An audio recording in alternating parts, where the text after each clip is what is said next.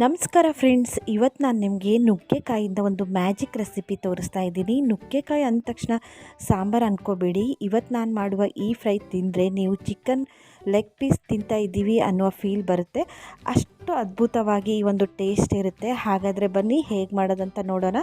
ಇದಕ್ಕೆ ನಾನು ಒಂದು ಸ್ವಲ್ಪ ಶೇಂಗಾ ಬೀಜ, ಒಣ ಕೊಬ್ಬರಿ, ಎಳ್ಳು ಹಾಗೆ ಖಾರದ ಪುಡಿನ ತೊಗೊಂಡಿದ್ದೀನಿ. ಇದು ಮನೇಲಿ ಮಾಡಿದಂತಹ ಖಾರದ ಪುಡಿನ ಹಾಕ್ತಾಯಿದ್ದೀನಿ.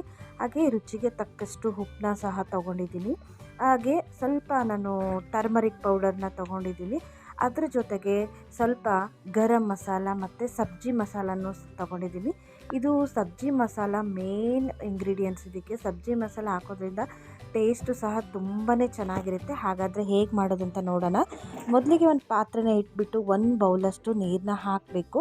ನೀರನ್ನ ಹಾಕಿದ ತಕ್ಷಣ ಸ್ವಲ್ಪ ನೀರು ಬಬುಲ್ ಬಂದ ತಕ್ಷಣ ಅದಕ್ಕೆ ನಾನು ಆಗಲೇ ತೊಳೆದು ನುಗ್ಗೆಕಾಯಿನ ಕಟ್ ಮಾಡಿ ಇಟ್ಕೊಂಡಿದ್ದೀನಿ. ಆದರೆ ಕಟ್ ಮಾಡೋದು ಹೇಗೆ ಅಂತಂದರೆ ಸ್ವಲ್ಪ ಮಧ್ಯದಲ್ಲಿ ಸೀಳಿಸ್ಕೊಂಡಿದ್ದೀನಿ. ಯಾಕಂದರೆ ನಾನು ಅದನ್ನು ಫ್ರೈ ಮಾಡುವಾಗ ಆ ಮಸಾಲೆ ಎಲ್ಲ ಅದರಲ್ಲಿ ಹೋಗುತ್ತೆ. ಹಾಗಾಗಿ ಈ ಥರ ನುಗ್ಗೆಕಾಯಿನ ಕಟ್ ಮಾಡಿ ತೊಳೆದು ಮಧ್ಯದಲ್ಲಿ ಸೀಳಿಸ್ಕೊಂಡು ಇಟ್ಕೊಂಡಿದ್ದೀನಿ. ಇದನ್ನು ನಾನು ಕುದಿಯುವಂತಹ ನೀರಲ್ಲಿ ಹಾಕ್ತಾಯಿದ್ದೀನಿ. ಈ ಥರ ಮಾಡಿಟ್ಕೊಂಡ್ರೆ ಮಸಾಲೆ ಎಲ್ಲ ಬೇಗ ಅದಕ್ಕೆ ಹೊಂದ್ಕೊಂಡ್ಬಿಡುತ್ತೆ. ನೋಡಿ, ಈಗ ನುಗ್ಗೆಕಾಯಿ ಪೀಸ್ನ ಹಾಕಿದ್ದೀನಿ. ಇದಕ್ಕೆ ಸ್ವಲ್ಪ ಉಪ್ಪನ್ನ ಹಾಕ್ತಾಯಿದ್ದೀನಿ. ಹಾಗೆ ಸ್ವಲ್ಪ ಅರಿಶಿನನೂ ಹಾಕ್ತಾಯಿದ್ದೀನಿ. ಇವೆರಡೂ ಹಾಕೋದ್ರಿಂದ ಸ್ವಲ್ಪ ಬೇಗ ಅದು ಬೇಯುತ್ತೆ. ಹಾಗಾಗಿ ನಾನು ಇವೆರಡು ಇಂಗ್ರೀಡಿಯೆಂಟ್ಸ್ನ ಹಾಕಿ ಒಂದು 5-10 ನಿಮಿಷ ನಾನು ಅದನ್ನು ಚೆನ್ನಾಗಿ ಮೆತ್ತಗಾಗೋವರೆಗೆ, ಅಂದರೆ ಈಗ ನುಗ್ಗೆಕಾಯಿ ಸಾಂಬಾರು ಮಾಡುವಾಗ ನಾವು ಹೇಗೆ ಬೇಯಿಸ್ಕೊತೀವೋ ಹಾಗೆ ಫ್ರೈ ಮಾಡುವಾಗೂ ಸಹ ಅದೇ ಮೆಥಡಲ್ಲೇ ನಾವು ಫಾಲೋನ ಮಾಡಬೇಕು. ನೋಡಿ, ಇವಾಗ ಕುದೀತಾ ಇದೆ. ಇಷ್ಟು ಒಂದು 5 ಮಿನಿಟ್ಸ್ ಆದರೆ ಸಾಕು, ಸ್ವಲ್ಪ ಮೆತ್ತಗಾಗುತ್ತೆ. ಅಷ್ಟೊತ್ತಿಗೆ ನಾನು ಒಂದು ಮಸಾಲೆನ ರೆಡಿ ಮಾಡ್ಕೊತಿದ್ದೀನಿ. ಅದಕ್ಕೆ ಸ್ವಲ್ಪ ಎಳ್ಳನ್ನು ಹಾಕ್ತಾಯಿದ್ದೀನಿ. ಹಾಗೆ ಸ್ವಲ್ಪ ಕೊಬ್ಬರಿನ ಹಾಕ್ತಾಯಿದ್ದೀನಿ. ನೆಕ್ಸ್ಟು ಇದೆರಡು ಚೆನ್ನಾಗಿ ಫ್ರೈ ಆದಮೇಲೆ ಸ್ವಲ್ಪ ಶೇಂಗಾ ಬೀಜನ ಹುರಿತಾ ಇದ್ದೀನಿ. ಶೇಂಗಾ ಬೀಜ ಸ್ವಲ್ಪ ಕಲರ್ ಚೇಂಜ್ ಆದ ತಕ್ಷಣ ಅದಕ್ಕೆ ನಾನು ಮಿಕ್ಸಿ ಮಾಡಿ ಒಂದು ಮಸಾಲೆನ ರೆಡಿ ಮಾಡಿ ಇಟ್ಕೊತೀನಿ. ಹಾಗೆ ಒಂದು ಪ್ಯಾನ್ನ ಇಟ್ಕೊಂಡ್ಬಿಟ್ಟು ಅದಕ್ಕೆ ಒಂದು 2 ಸ್ಪೂನಷ್ಟು ತುಪ್ಪದಲ್ಲೇ ಒಗ್ಗರಣೆ ಹಾಕ್ತಾಯಿದ್ದೀನಿ ಫ್ರೆಂಡ್ಸ್. ತುಪ್ಪ ಹಾಕೋದ್ರಿಂದ ಟೇಸ್ಟು ಸಹ ಚೆನ್ನಾಗಿರುತ್ತೆ. ಸ್ವಲ್ಪ ಜೀರಿಗೆ ಹಾಕಿಬಿಟ್ಟು ಜೀರಿಗೆ ಚಟಪಟ ಅಂತ ಅನ್ನಬೇಕು.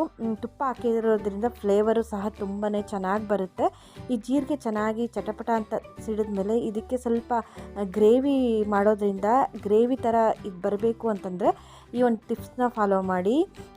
ಏನಂದರೆ ಕಡಲೆಬೇಳೆ ಹಿಟ್ಟನ್ನ ಹಾಕಬೇಕು ಅಥವಾ ಅಕ್ಕಿ ಹಿಟ್ಟನ್ನಾದರೂ ಹಾಕ್ಬೋದು. ನಾನಿಲ್ಲಿ ಕಡಲೆಬೇಳೆ ಹಿಟ್ಟನ್ನ 1 ಸ್ಪೂನಷ್ಟು ಹಾಕಿದ್ದೀನಿ. ಹಾಗೆ ಸ್ವಲ್ಪ 1 ಸ್ಪೂನಷ್ಟು ಈರುಳ್ಳಿ ಪೇಸ್ಟ್ ಮಾಡಿ ಇಟ್ಕೊಂಡಿದ್ದೆ, ಅದನ್ನು ಸಹ ಹಾಕ್ತಾಯಿದ್ದೀನಿ. ಇದೆಲ್ಲ ಸ್ವಲ್ಪ ಹಸಿ ಸ್ಮೆಲ್ ಹೋಗೋವರೆಗೂ ಇದನ್ನು ಸ್ವಲ್ಪ ತುಪ್ಪದಲ್ಲೇ ಫ್ರೈ ಮಾಡಿದ ತಕ್ಷಣ ಸ್ವಲ್ಪ ಟೊಮಟೊ ಕ್ಯೂರಿನ ಹಾಕ್ತಾಯಿದ್ದೀನಿ. ಟೊಮಟೊ ಕ್ಯೂರಿ ಹೇಗೆ ಮಾಡೋದಂದರೆ ಟೊಮಟೊನ ತೊಳೆದ್ಬಿಟ್ಟು ಚಿಕ್ಕದಾಗಿ ಕಟ್ ಮಾಡ್ಕೊಂಬಿಟ್ಟು ಮಿಕ್ಸಿ ಮಾಡಿ ಇಟ್ಕೋಬೇಕು. ಟೊಮಟೊ ಕ್ಯೂರಿ ರೆಡಿ ಆಗುತ್ತೆ. ಇದು ಸಹ ಅಷ್ಟೇ. ಇದು ಹಾಕಿದ ಮೇಲೆ ಸ್ವಲ್ಪ ಹಸಿ ವಾಸನೆ ಹೋಗಬೇಕು. ಅದಾದಮೇಲೆ ಸ್ವಲ್ಪ ಗರಂ ಮಸಾಲ ಹಾಕ್ತಾಯಿದ್ದೀನಿ. ಗರಂ ಮಸಾಲ ಹಾಕಿದ್ಮೇಲೆ ಸ್ವಲ್ಪ ಖಾರದ ಪುಡಿನೂ ಸಹ ಹಾಕ್ತಾಯಿದ್ದೀನಿ. ಖಾರದ ಪುಡಿ ಆದಷ್ಟು ನಾವು ಮನೆಯಲ್ಲೇ ಒಣಮೆಣಸಿನ್ಕಾಯಿ ತಂದುಬಿಟ್ಟು ಅದನ್ನು ಬಿಡಿಸಿ ಮಾಡ್ಕೊಳ್ಳಿ, ಒಳ್ಳೆಯದು. ಹಾಗೆ ಸ್ವಲ್ಪ ರುಚಿಗೆ ತಕ್ಕಷ್ಟು ಉಪ್ಪನ್ನ ಹಾಕ್ತಾಯಿದ್ದೀನಿ. ಹಾಗೆ ಸಬ್ಜಿ ಮಸಾಲ ಪೌಡ್ರನ್ನ ಹಾಕ್ತಾಯಿದ್ದೀನಿ.